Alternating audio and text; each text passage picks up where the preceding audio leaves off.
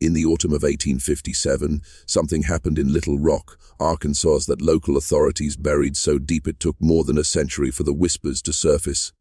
On Thanksgiving night, in the grandest plantation house of Pulaski County, a slave named Samson did the unthinkable. He killed his master with his bare hands, snapping Colonel Jeremiah Roteld's neck as easily as a man might break a wishbone. But this was no ordinary act of rebellion. Witnesses swore Samson's strength that night was beyond human. Strength to crush a skull with one hand, to twist iron bars into shapes no forge could undo, to leave his handprints embedded so deep into oak beams they could still be seen decades later. The official records were sealed, witnesses silenced, newspaper accounts scrubbed as if by invisible hands. The story of what really happened inside the Rootled plantation on that cold Thanksgiving night became a forbidden tale, passed only in whispers. Yet 3 separate county officials carried the same confession to their graves, that what they saw that night was not natural, it was not earthly, and it changed them forever.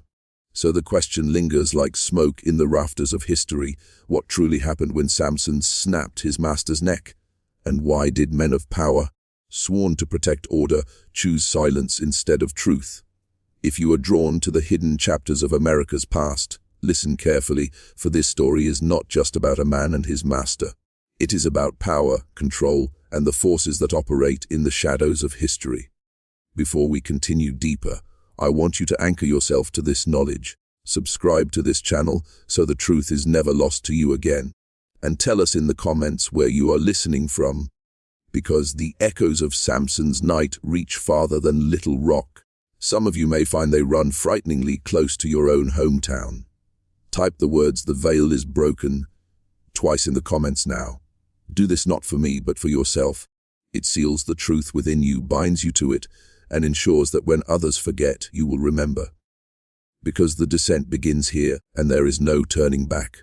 The story begins in the heart of Arkansas Territory, 20 miles south of Little Rock, where the Arkansas River carved its lazy path through the fertile bottomlands.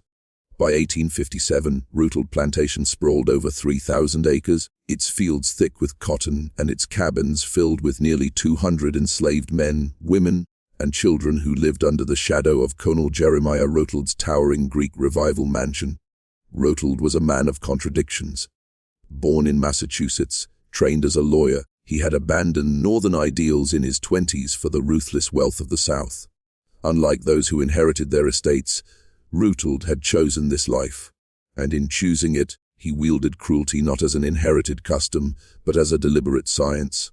He kept records of punishments like ledgers of profit and loss.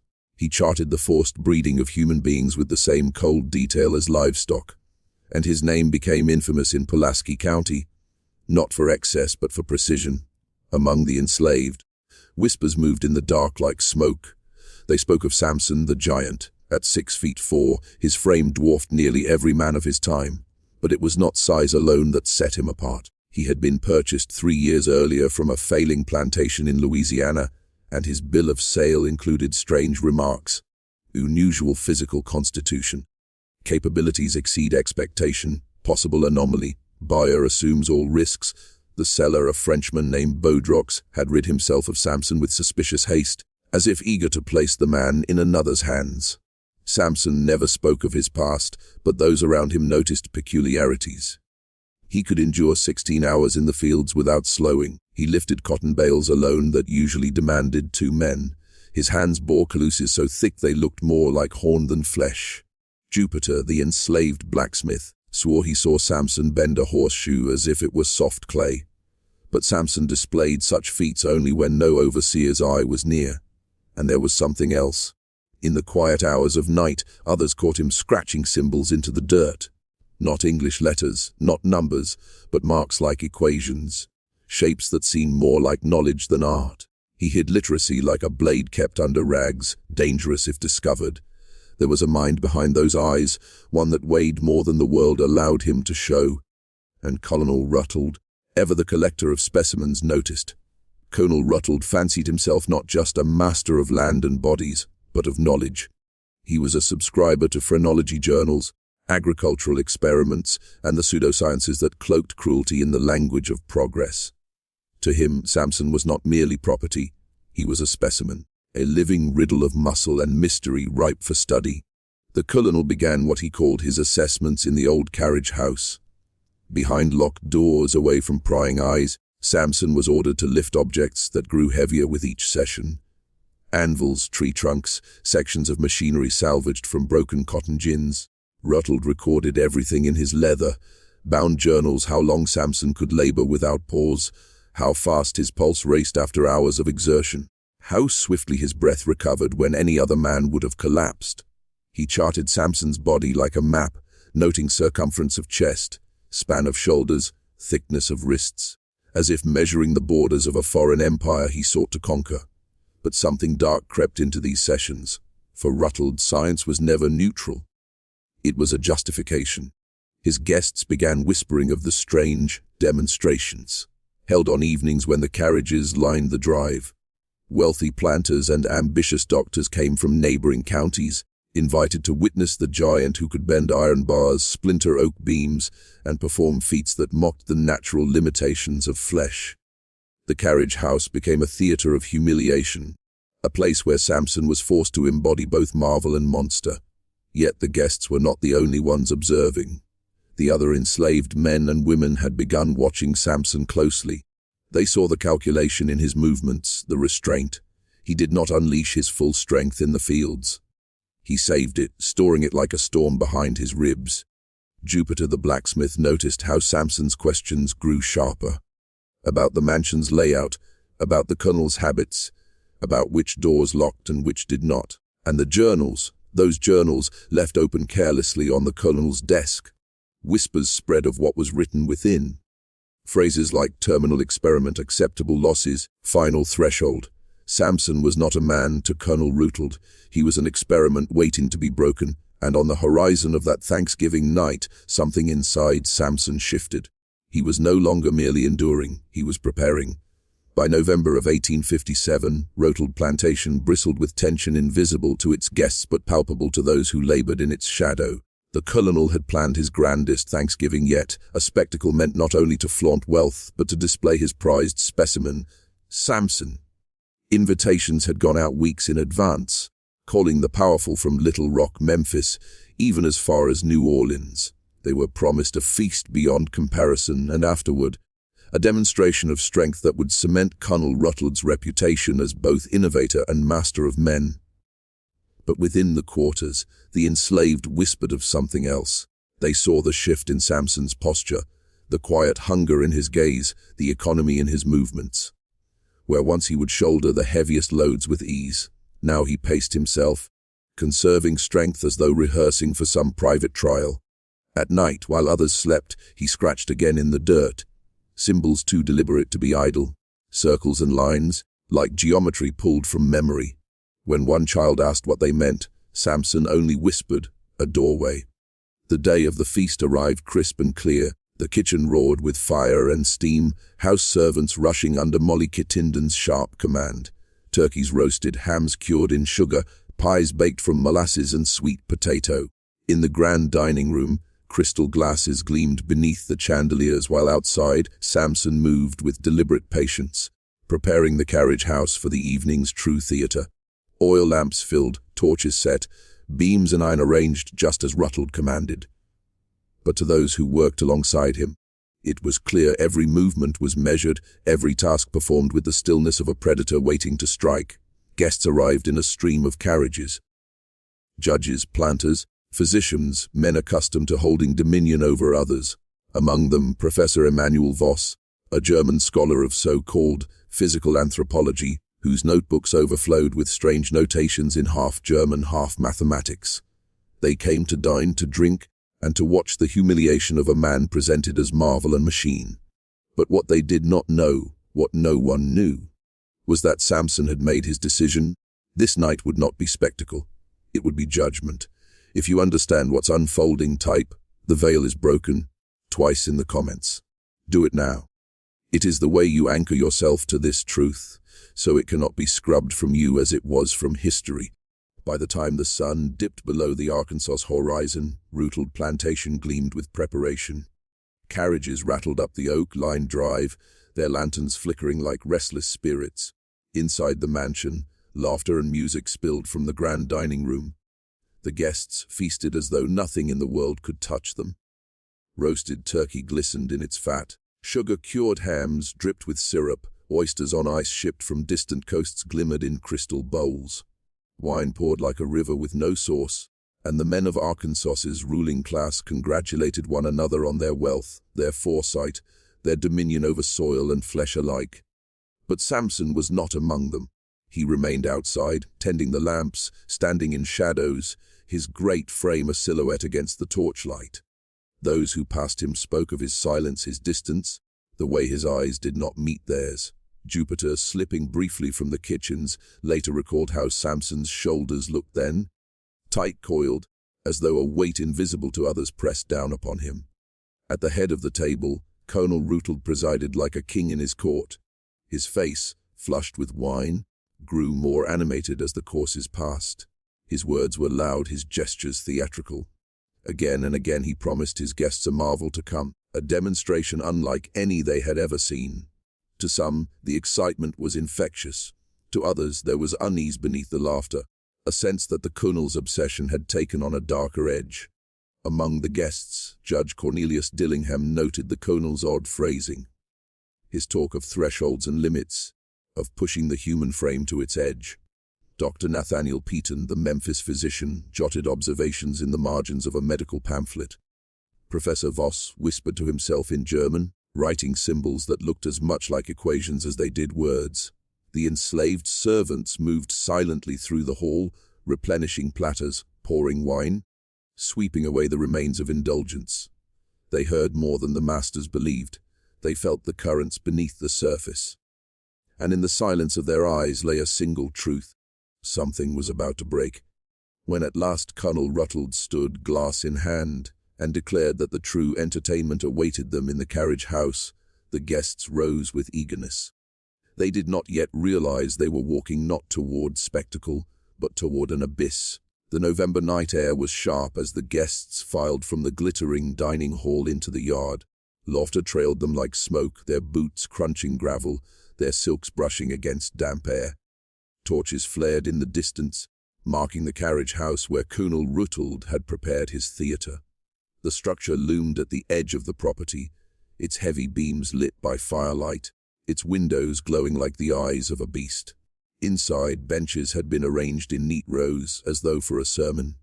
The guests shuffled in with anticipation, their chatter a low hum. Judges, planters, and physicians, men who had built their identities upon control, now sat shoulder to shoulder, eager to witness the body of another man bent, tested, and displayed. At the far end, a raised platform stood waiting, cluttered with chains, iron bars, and stone weights. Lanterns hung from beams, casting long shadows that seemed to shiver with unease. Colonel Rutland entered to applause, bowing with exaggerated grace. His face glistened with sweat, though the night was cold. With one hand he steadied himself on the rail, the other raised a glass. His voice rang out, carrying with it both pride and mania. "Gentlemen, you will tonight see strength that defies the natural order, not of beast, nor of God, but of man, man shaped by will." Then, with a snap of his fingers, Samson was led in. The room fell into silence. He entered not shackled, but unbound, towering, his skin reflecting the lamplight, muscles shifting beneath his frame like stone under pressure. His gaze did not sweep the crowd. He did not look to Rutland, nor to the benches filled with gawking faces. His eyes seemed fixed on something unseen, some point beyond the wooden flame, beyond even the night. A murmur passed through the crowd. Professor Voss scribbled furiously in his notebook. Dr. Peaton leaned forward, whispering of tendons and leverage. Judge Dillingham, ever skeptical, remarked under his breath that no man could bear what Rutland promised. The Colonel, drunk with triumph, gestured to the platform. Iron bars, thick as a man's wrist, lay across supports. Rutland's voice boomed, "Behold, the bone breaker!" As Samson placed his hands upon the iron, his body coiling, his breath steady. But in that moment, the air shifted. Something unseen, something felt. The audience leaned forward, unaware they were watching not merely a demonstration, but the opening movement of a death sentence. The first sound was not the groan of iron, but the silence of men holding their breath. Samson stood over the bar as though carved from the same ore. His hands closed around the cold steel, and with a slow exhalation he bent. At first, nothing. Then, with a low growl that seemed to rise from the floorboards themselves, the iron surrendered. A curve appeared, impossible, grotesque. Gasps rippled through the benches. A lady shrieked and covered her mouth.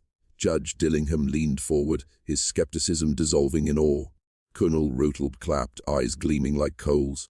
"Do you see?" he roared. "Strength beyond nature, flesh remade into force." More demonstrations followed. Samson lifted stones that required 3 men to place upon the platform, holding them aloft until his arms shook like branches in a storm. He snapped lengths of hickory as though they were twigs gathered for kindling. At one point, he drove his fist through a slab of wood so thick it might have been cut for a ship's keel, splinters flying into the front row. Each act drew louder cries, each feat pulled the crowd further into frenzy. But beneath the marvel was unease. Some swore the torches dimmed when Samson strained. Others whispered that his face, though locked in concentration, bore not pride but something darker, a stillness too calm for the violence his body wrought. And then there was the sound, not merely the crack of wood or the bending of iron, but something else, a resonance, like the low moan of earth beneath pressure. Professor Voss, scribbling furiously, muttered in German, "Not possible unless—" Dr. Peter noted the dilation of Samson's pupils, the strange rhythm of his breathing, as though some hidden current moved within him. At the height of it, Ruttle demanded the final test, an oak beam, thick and raw, laid across supports. "Break it," he bellowed, before all who doubt. Samson's hands settled on the timber, his shoulders rolled forward. His breath slowed, then stilled, and as he pressed down, as the beam groaned, the crowd erupted into a fever of disbelief and delight. Yet in that fever lay blindness. Not one of them recognized that the performance was not for their pleasure. It was a rehearsal for something far greater. The oak beam split with a thunderous crack, the pieces tumbling to the floor like felled trunks in a forest. For a moment, the carriage house shook with applause and disbelief. Men shouted, slapping their thighs. Women fanned themselves furiously, half in shock, half in admiration. Colonel Rootle basked in their frenzy. He paced the platform like a showman, waving his arms as if he were master of ceremonies at some infernal carnival. "Gentlemen," he cried, voice thick with drink and self-satisfaction, "do you see what I have made? Not Providence, not nature, but me! I have carved from flesh a wonder the likes of which no other man possesses." The words stung the air like sparks. For Ruttle, it was never enough that Samson was strong. It was vital the crowd know the strength was not Samson's own, but a gift granted by his master, owned like land or cattle. He turned suddenly, pointing a finger at the towering man beside him. "Kneel," he commanded. The crowd quieted, the thrill curdling into something crueler. A few guests leaned forward, hungry to see dominance reaffirmed. Others shifted uncomfortably, sensing the line between spectacle and degradation thinning. Samson did not kneel. He stood still, chest rising and falling with slow, deliberate rhythm. His gaze remained fixed somewhere beyond the walls, beyond the torches, beyond even the grasp of the crowd's imagination. The silence thickened until it pressed on every breast like weight. Routledge's face darkened. "I said kneel." His voice cracked like a whip, loud enough to rattle lantern glass. He reached for Samson's arm, as though to force the giant down before his peers. But when his hand touched Samson's flesh, the crowd saw it, the faint tightening of Samson's jaw, the sudden flare of breath from his nostrils, the coiled stillness of a predator waiting to strike. A murmur coursed through the benches. Some whispered that his eyes had changed, that where once there had been calm, now there was fire. Others swore that for a moment the lantern flames bent toward him, as though drawn by an unseen pull. Rootle, drunk on his own arrogance, did not see it. He only laughed, turning to the crowd. "You see, even a beast must be reminded who holds the leash." What he did not know, what none of them knew, was that in that instant the leash had already burned to ash. The laughter of Colonel Rootle rang out, coarse and cruel, spilling into every corner of the carriage house. He tugged at Samson's arm once more, harder this time, his hand digging into the flesh as though to remind the man of his station. The audience shifted uneasily, their cheers dissolving into silence. They had come for spectacle, not for cruelty stripped bare. Yet Rotled's pride demanded one more humiliation. "Bow, damn you," he hissed, his face flushed with drink. "Before those who own you, show them you are nothing without me." Something inside Samson moved then, not in body but in spirit. His head turned slowly, his gaze locking onto Rotled's face with a weight that froze the Colonel mid-boast. The giant's chest expanded, a low sound rolling from deep within him. Not a growl, not a word, something older, something primal, as if the earth itself had stirred in his lungs. The crowd felt it, a chill, a foreboding. One woman clutched her husband's arm and whispered, "He'll kill him." Rotled, blind with arrogance, only sneered. "Do you hear me, beast?" he roared. "You are mine!" And then it happened. With a motion so sudden it seemed impossible for a frame so large, Samson's hand shot upward, clamping around the Colonel's throat. Gasps erupted, cries filled the rafters. Rutled's eyes bulged in shock, his legs kicking wildly as he dangled in the grip of the man he had mocked. The torches flickered violently, as though some unseen wind swept through the hall. Professor Voss dropped his notebook. Dr. Peaton stumbled backward, nearly tripping over the oak beam fragments. "God Almighty!" someone whispered, their voice trembling. The sound of choking filled the silence, a desperate gurgle as Rutland clawed at the massive hand squeezing the life from him.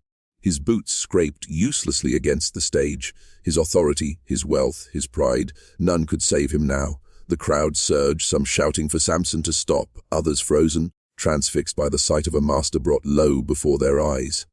Never in their lives had they seen such reversal. Never had they imagined it possible. Samson's face was calm, almost eerily so, his eyes fixed not on the man in his grasp but on the horizon only he could see. He gave no roar, no triumphant cry. Only silence, broken by the snapping sound that echoed like a pistol shot. Colonel Rutland went limp. The carriage house erupted into chaos, screams, scrambling feet, the crash of benches overturned. And in the center of it all, Samson stood unmoving, his hand opening to let the broken body fall. Colonel Rutled's body struck the floor with a hollow thud, his head twisted at an unnatural angle, his fine coat soaked in the dust of the carriage house. For a heartbeat, no one moved. The silence was vast, like the moment before a storm tears open the sky. Then the first scream broke it. A woman shrieked, her fan dropping as she stumbled backward, nearly trampling others in her desperate flight. Men cursed, their voices high and panicked, shouting for order but finding none.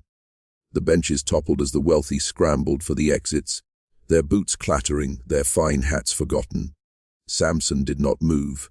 He stood in the center of the storm he had unleashed, his shoulders rising and falling with steady breath. The torchlight played across his skin, turning his sweat into a sheen of bronze. His eyes, those who dared glance at them swore they glowed, though none could later agree on the color. Professor Voss pressed himself against the wall, his ink-stained hands trembling as he clutched his notebook. He whispered frantically, "This is history, this is power unbound." His spectacles slid down his nose, forgotten. Others saw no marvel, only doom. "He's possessed," cried Reverend Claiborne, pointing a shaking finger at Samson. "The devil rides in him." His words rippled through the fleeing crowd, feeding hysteria like dry grass catching flame. Samson turned his head slowly toward the preacher, and Claiborne fell silent, his mouth snapping shut. That gaze was too heavy, too ancient, to be borne by mortal eyes. At Rotled's feet, a pool of stillness spread, a master fallen, a chain broken. For some, it was terror, for others it was revelation. Whispers slithered through the chaos, carried on the tongues of those who dared not speak too loudly, freedom, vengeance, justice. Samson finally moved. He stepped forward, the floor groaning under his weight, and the crowd parted instinctively, as though before a force of nature rather than a man. No one dared to block his path. No one even thought to raise a hand. The great doors of the carriage house stood open, thrown wide by panicked flight. Samson walked through them without hurry, each step echoing like a drumbeat in the bones of those left behind. Outside, the night was waiting. The moon hung low, pale and cold, its light spilling over fields that had known only chains. Samson raised his face to it, inhaled deeply, and for the first time in his life, exhaled as a free man. Behind him lay chaos, blood and legend. Before him stretched the unknown, a world that would hunt him, fear him, and perhaps one day remember him not as a slave, not even as a man, but as something greater, the bone breaker of Little Rock. The night swallowed him whole. The next morning, Little Rock awoke to whispers that traveled faster than any rider, faster than any proclamation. They slipped from taverns to churches, from fields to parlors, a tide of rumor impossible to dam. "Did you hear?" Some muttered. "Ruttled is dead. His neck snapped clean like a twig." Others leaned closer, lowering their voices. Not just dead, killed. By him, by the giant, by the bone breaker. Already the name was forming. Already the story had taken on the shape of something larger than truth. Some swore Samson had lifted Ruttled with one hand, as though he weighed no more than a doll. Others said the giant had roared like a lion, and the walls had shaken. Still others insisted he had uttered no word at all. Only silence, the silence of a storm about to split the earth. The city reeled in fear. Patrols doubled, lanterns burned through the night, and hunters were promised fortunes to bring the runaway down. Slave catchers sharpened their iron tools, licking their lips at the thought of glory. But even as they prepared, their hands shook, because Samson was no longer just a man to them. He was something else. In the slave quarters, the whispers were different. They were not born of fear, but of fire. Mothers told their children the story by lamplight, their voices trembling with forbidden hope. "He broke the master's neck," they said, "snapped it like nothing, and he walked away free." For the first time, children went to sleep dreaming not of chains, but of strength. Professor Voss wrote furiously in his journals, every word a mixture of science and awe. If men can do this, if the enslaved can rise with such fury, then no institution can last forever. No system is eternal. Yet he never published those pages, for he feared the mob that would burn his home if they knew. And so Samson became two men at once. To the masters, he was the monster who could tear their empire apart. To the enslaved, he was proof that a man could break not only bones, but the very idea of bondage. A week after the killing, someone swore they saw him at the edge of the river, his silhouette taller than the trees, his eyes shining like coals. Another swore he had been heard laughing in the hills, the sound rolling like thunder. Whether truth or imagination, one thing was certain: the bone breaker was no longer just flesh and blood. He was myth walking, and myths cannot be caught. The swamp swallowed him whole. Cypress trees rose like black pillars, draped with moss that hung low like funeral veils. The air was thick with the hum of insects, the splash of unseen reptiles sliding through water. Most men would have perished within a day. Samson thrived. He moved barefoot through mud and shadow, his massive frame slipping where no one thought it could. He drank from the streams, ate what he could tear from the land. Fish ripped straight from the water, roots gnawed raw, the flesh of wild hogs brought down with nothing but his hands. Every night, as torches flickered along the ridges where hunters searched, he listened to the hounds baying in the distance, waiting. Then he vanished deeper into the labyrinth. Slave catchers came for him, of course. They came with iron chains, with bloodhounds starved to a frenzy, with rifles gleaming in the dark. They went in with swagger, drunk on the promise of reward. Few came out. One group stumbled back into Little Rock 3 days after they had gone in, clothes shredded, faces pale as corpses. They told of finding one of their own nailed to a tree, his neck twisted at a grotesque angle. Another saw he had seen glowing eyes watching from the thicket, then heard the sickening crack of bone before he ran. The dogs never returned, and so the name spread further. No longer Samson, no longer even man, but the bone breaker, a creature of vengeance that haunted the wetlands. Yet while fear grew among the hunters, whispers of triumph echoed in the quarters. Slaves told one another that Samson had become untouchable. They said bullets could not pierce his skin, that the swamp itself shielded him, feeding him, carrying him like a child of the wilderness. They said he was chosen, sent to show them that the master's flesh could be broken, his power destroyed. For months, he lived as a phantom. Some nights he left offerings for those still in chains. Scraps of meat, tools stolen from plantations, sometimes even a musket left leaning against a tree. No one ever saw him place them. They simply appeared, as though the bone breaker had passed by, silent as the wind. And with every gift, his legend grew. The hunters searched still, but the deeper they went, the more they feared the very silence of the swamps. They began to tell one another that Samson did not eat. did not sleep, did not bleed, that he was no man at all, but a revenant born of suffering and rage. And the masters, those who once dined on feasts while their slaves starved, now bolted their doors at night, staring out into the darkness, waiting for the giant who might one day come for them too. Samson had broken more than a neck. He had broken the illusion that power was untouchable. By winter's end, Samson was no longer just a fugitive. He was a storm moving across the south. Every whisper carried his name farther than his footsteps ever could. From Mississippi plantations to the low fields of Louisiana, from Tennessee farms to the edges of the Missouri border, men and women spoke of him in hushed, trembling voices. For the enslaved, his story was a spark in the darkness. A secret fire whispered through the night, proof that the master could bleed, proof that chains could break. Old women who had forgotten how to hope repeated his tale to children, eyes burning with forbidden pride. Men bent under plows clenched their fists tighter, not from despair but from the thought that somewhere, out there, one of their own had struck back and lived. But for the masters, for them, Samson's name was a curse. Letters passed between planters carried warnings, scratched in a hurried hand. Beware the giant, or arm the overseers. Do not let your slaves speak his name. Some claimed he was making his way east, gathering others to rise up. Some claimed he could appear at will, at the edge of a field, in the doorway of a big house, in the silence before dawn, then vanish like smoke. Slave patrols doubled in size. New laws were spoken of in hushed urgency. Curfews, harsher punishments, more chains, heavier locks. But still, they feared it wasn't enough, because Samson was no longer just a man. He had become the nightmare they had always secretly dreaded, the possibility that the very people they had whipped and broken might one day rise with fury too vast to contain. And while the masters panicked, the hunters still went after him. More came with every passing month, men hardened by cruelty, men hungry for reward. They marched into swamps, through forests, across back roads, carrying muskets, knives, and hounds. Some never returned. Those who did spoke of ambushes that seemed almost supernatural, men dragged screaming into the trees, rifles bent like twigs, the echo of bones snapping in the night. But Samson never struck without meaning. He was not mindless rage, he was deliberate. He chose his targets carefully, slave catchers, overseers, bounty men who made their living off human misery.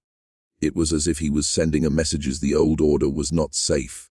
The hunters had become the hunted, and in the stillness of every southern night, as fires burned low and the wind swept through cotton fields, masters lay awake staring at the ceiling, wondering if the bone breaker would come for them next. By spring of 1858, Samson's story had grown into something far larger than the man himself. The bone breaker was no longer spoken of only as a fugitive. His name was tangled into the same breath as Nat Turner, Denmark Vesey, Gabriel Prosser, men whose whispers had once set the South trembling. Plantations grew restless. Overseers noticed how groups of enslaved men lingered too long in the fields, whispering in low voices, glancing toward the tree line as though waiting for a signal.